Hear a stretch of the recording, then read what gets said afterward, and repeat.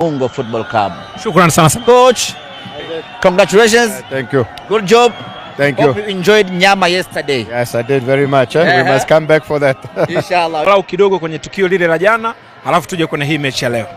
Jana tulikuwa na tukio la nyama choma, ni tukio la kijamii lenye kuwakutanisha wanasimba kutoka mikoa mbalimbali ambao wako hapa Arusha kwa siku 10 kwa ajili ya kuipambania Simba yao.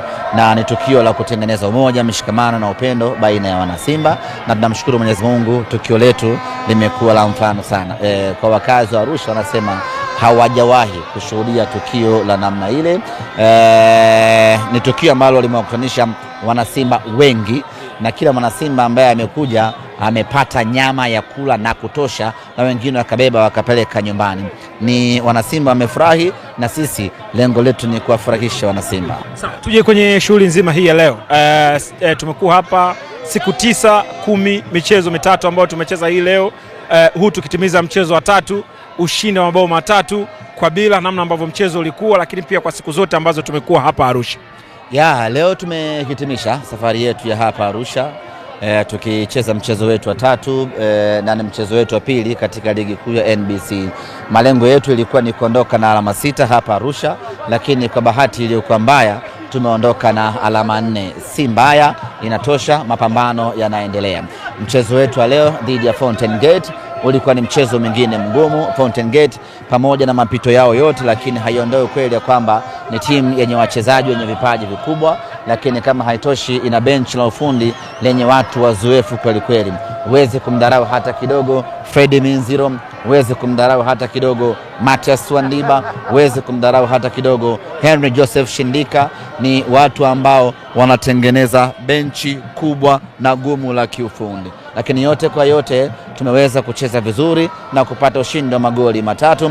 Shukran za kipekee kwa wachezaji wetu ambao wamepambana na hatimaye kupata ushindi siku ya leo. Kwa namna ambavyo tumecheza, Chama kibuka mchezaji bora wa mchezo, tukitetea tuzo hiyo, lakini kwa namna wachezaji wetu mmoja mmoja walivyocheza, wale walioanza, wale waliopata nafasi ya kuingia, kipi ambacho umekiona pia? Yaani mwendelezo wa timu yetu kuendelea kuwa bora na kuimarika. Timu inacheza, ina perform vizuri na mnapata tuzo baada ya mechi ambayo inakuja kwa mchezaji wenu. Ni jambo la kujipongeza kweli kweli, na niseme tu ya kwamba kadri timu yetu inavyozidi kwenda ndivyo inazidi kuwa imara zaidi. Leo hii tumeona kazi kubwa ambayo wameifanya wachezaji wetu kwenye nyakati ngumu, lakini wamepambana, tumepata ushindi na tuzo ya mchezaji bora vile vile tumechukua. Ni jambo la kufurahi, safari inaendelea. Sema hiyo rekodi umeijuaje? Mbona sidhani kama Chama hajawahi kucheza Ruangwa. Yes, kumbukumbu zangu zinaniambia hivyo.